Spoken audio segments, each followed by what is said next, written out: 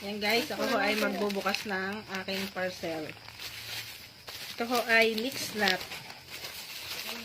Mixed nut, available po ito sa aking TikTok shop. Oh, don't go outside. Charan! Yan po siya, oh, mixed nut. Mixed nut. Available po siya sa aking TikTok shop. Yan po. Mixed nut. Mr. Squirrel.